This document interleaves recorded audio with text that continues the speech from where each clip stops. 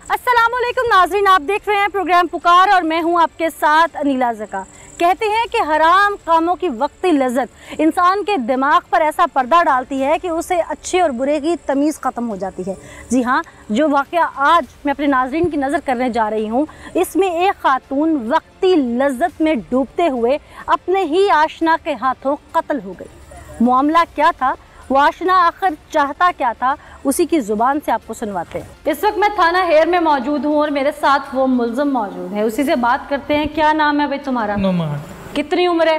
23 साल। शादीशुदा हो? जी शादीशुदा हूँ। कितनी देर हुई है शादी को? जी 2.5 माह पहले। लव मैरिज है? नहीं जी। अरेंज मैरिज है? जी। अच्छा, करते क्या हो? जी दूध दही की शॉप है। अच्छा, कारोबार करते हो। मकतूला को कब से जानते थे? उसके साथ मेरा तकरीबन 7-8 माह से रब्ता है। राब्ते से मुराद क्या कमेटी डाली हुई थी उसके यहाँ? जी नहीं, वो दूध वगैरह करते दुकान थे। दूध लेने आती थी? जी, वहाँ से उसके साथ मेरा रब्ता शुरू हुआ है। कैसे हुआ, क्या खाता वाता लिखा गया? जी, वहाँ से दूध ले आते थे रोज़ाना, पैसे नहीं दे के जाते, कभी दूध ले जाते पैसे नहीं से दे के जाते। यहाँ से काफ़ी देर, कुछ 7-8 माह दूध खरीदते रहे मेरी दुकान के पास। कितना बिल बन गया था उसका? तो बिल के बावजूद कभी 2000, कभी 3000, कभी 500, जितने ज़रूरत पड़ती थी अपने बेटे, कभी इसका बेटा ले जाता था, कभी खुद लेने आते। क्यों? पहले दुकानदार हो जो तुम फ्री में दूध भी दे रहे हो और साथ पैसे भी दे रहे हो। जी दे देते थे, कहते थे हम दे देंगे। कुछ पहले देते रहे हैं, बाद में नहीं देते। तो तुम्हारा जब इतना कर्ज चढ़ गया था तो तुम किस खुशी में उसको बार बार देते थे पैसे और दूध? जी मैंने बंद कर दिया था दूध। अच्छा, तो यानी तुम्हारा सारा लड़ाई झगड़ा दूध दही का और इसके बिल का था? जी दूध दही का झगड़ा नहीं था, जो मैंने इसको कहा था कि मुझे छोड़ दो। छोड़ दो मतलब तुम्हारी बीवी थी? नहीं जी, मेरे पे पीछे आती थी, दुकान पे आती थी, कहती मेरे साथ बातें किया करो, मेरे साथ हो सकता है तुम्हारे से उम्र में बड़ी थी, हालचाल बांटती, अपना कोई दुखड़ा सुनाती, तुम्हें बेटा समझती, अपना सुन लेते बातें।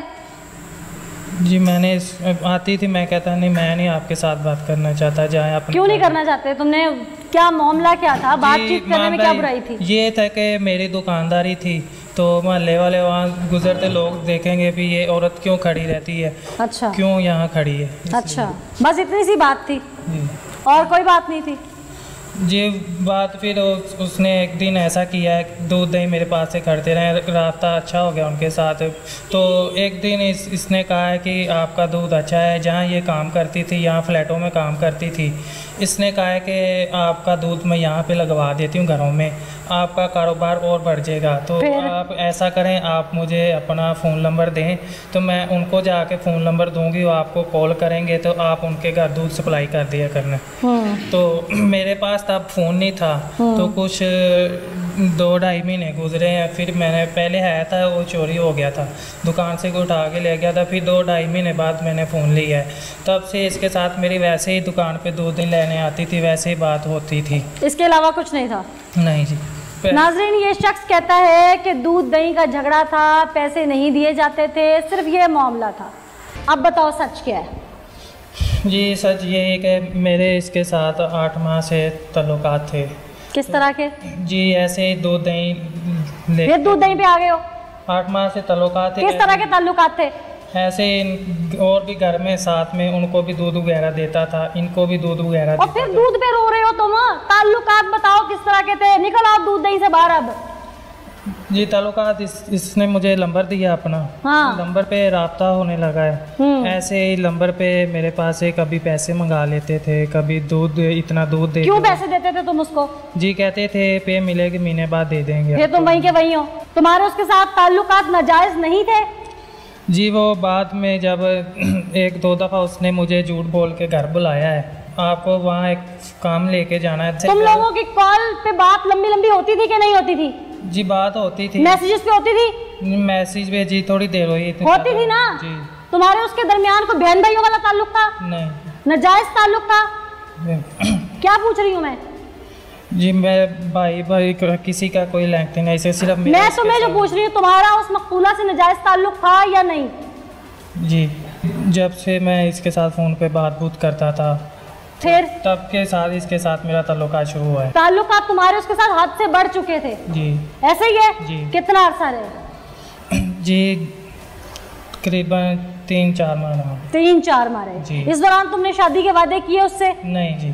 उसने तुम्हें शादी का कहा? नहीं जी। नहीं कहा। वो उसने मुझे बाद में। तुमसे उम्र में कितनी बड़ी थी? जी 20 साल। और तुम कितने साल के हो? 23 साल। यानी कि वो तुमसे 20 साल बड़ी थी तो वो 43 की होगी। जी। ऐसे ही है जी। 3 बच्चों की माँ थी, बेवा थी। जी। ऐसे ही है जी। और तुम गैर शादीशुदा थे। जी।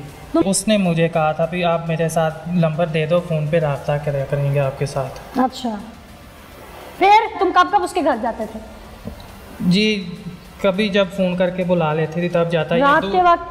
नहीं, रात को नहीं, दोपहर को ही। बच्चे उसके होते थे घर में? जी बच्चे, बेटा काम पे गया होता था और बच्चे स्कूल गए होते। कितनी देर रहते थे उसके घर में? जी ज़्यादा 10-15 मिनट। वो कहती थी कोई आ जाएगा घर में, कोई साथ हम साए, सुबह का टाइम है। कितने अरसे से ताल्लुकात थे? 8 माह से। 8 माह से तुम्हारे उसके साथ नाजायज़ ताल्लुकात थे? जी। अच्छा, फिर ये सारा कत्ल करने का मंसूबा क्यों रचा? कत्ल करने का ये है कि घर पे बीवी को पता लग गया था। तुम्हारी शादी किस दौरान हुई? शादी करीबन 3 माह पहले हुई थी। तुम्हारी मंगनी पहले से हुई थी? नहीं, अचानक शादी हुई? अचानक शादी हुई। फिर शादी जब हुई तुमने इसको बताया कि मैं शादी कर रहा हूँ? जी मैंने उसको बताया। फिर क्या हुआ? जी मैंने बताया कि अब मेरे ससुराल वाले के फ़ोन आते हैं तो आपके साथ भी कॉल करता हूँ। ससुराल वाले पूछते हैं इतनी ज़्यादा मसरूफियत कहाँ रहती है आपकी, किसके साथ बात करते हो? मैंने कहा दोस्त के साथ। इसलिए मैंने इसको कहा कि मैं आपके साथ बात नहीं कर सकता, मेरे ये ससुराल वालों को पता चल जाएगा ऐसे, तो ये ना हो कि मामला ख़राब हो जाए। फिर मैं आपके साथ अब बात नहीं कर सकता।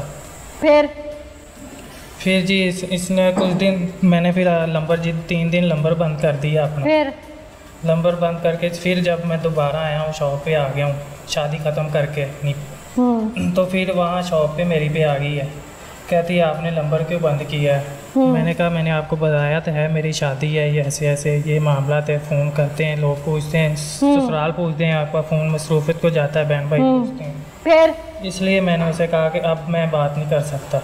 तुम्हारे इस मामले का तुम्हारे घर में किस किस को पता था? जी सबसे पहले तो बीवी को पता लगा है।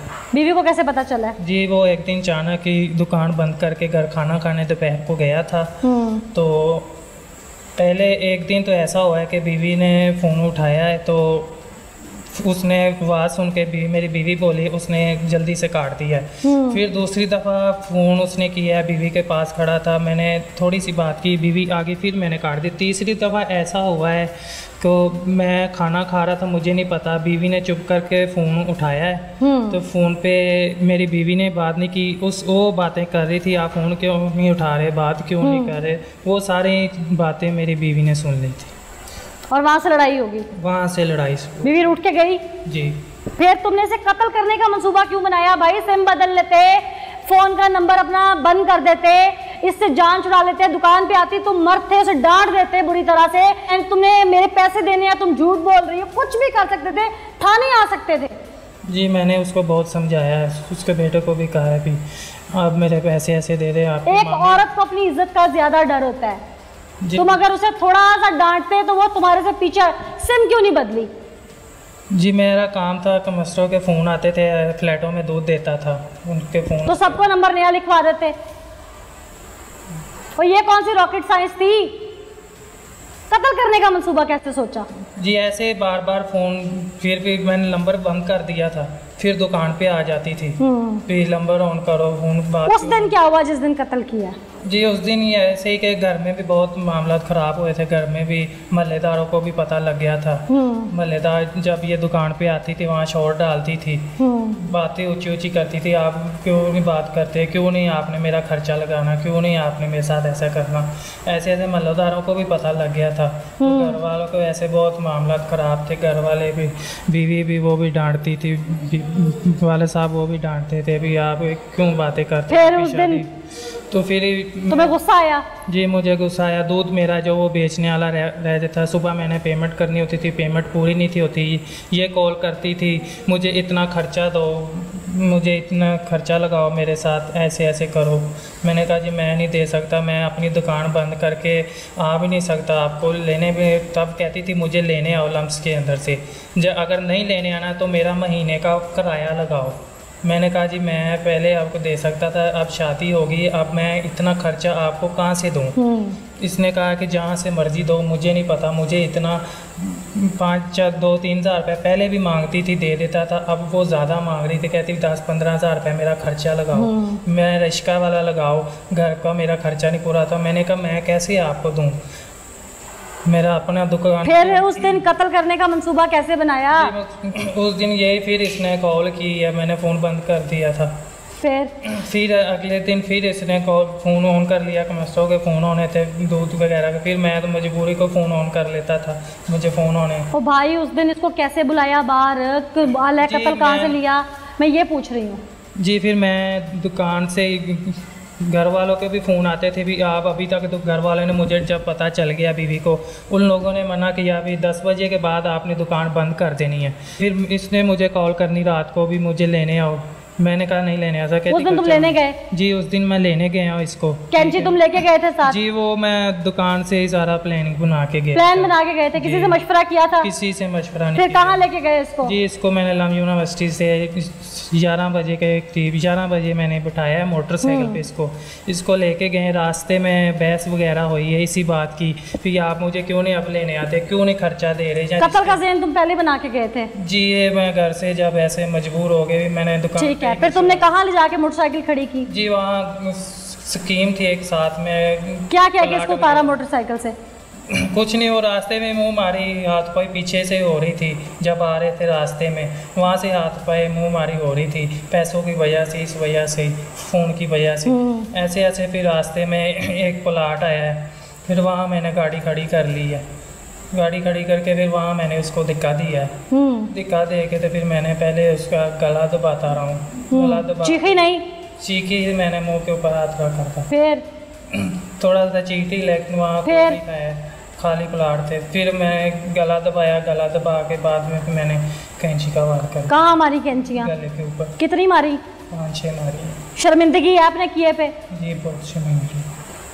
आज इस शर्मिंदगी के क्या फ़ायदा कि तुम दो ख़ानदान तबाह हो चुके हो, एक उस खातून का और एक तुम्हारा। वक्ती तौर पर लज्जत की खातिर इंसान बड़े से बड़ा कदम उठा जाता है, गुनाह कर जाता है, जुर्म कर जाता है, लेकिन ये नहीं जानता कि उसका खमियाजा सिर्फ उसको नहीं, बाज़ औक़ात उसकी नस्लों को भुगतना पड़ता है। तो मकतूला दुनिया से चली गई, लेकिन मासूम बच्चे बेआस्ता हो गए। जितने मुंह उतनी बातें। लोगों की ज़ुबान आज नहीं पकड़ी जा रही, लोग किरदार पर कीचड़ उछाल रहे हैं। जो ये शख्स कह रहा है, ये जो चीज़ें सामने आ रही हैं, किस किस का मुंह बंद करेंगे उसके घर वाले। उसके बाद आ जाते हैं इस मुल्ज़िम की तरफ। नई नवेली दुल्हन घर चली गई क्योंकि उसका खामिद कातिल है, 302 की FIR में अरेस्ट है। आज ये फांसी चढ़ जाए तो इसके घर वालों पर क्या बीतेगी, ये तो वही जान सकते हैं। खुदारा कुछ भी करने से पहले सोचिए कि हम रिश्तों नातों में बंधे हुए हैं। हमारा इंडिविजुअल किया गया एक्ट हमारे पूरे ख़ानदान को भुगतना पड़ता है। इस मैसेज के साथ मुझे नीला ज़का को इजाज़त दीजिए, फिर हाजिर होंगे अल्लाह ने के बाद।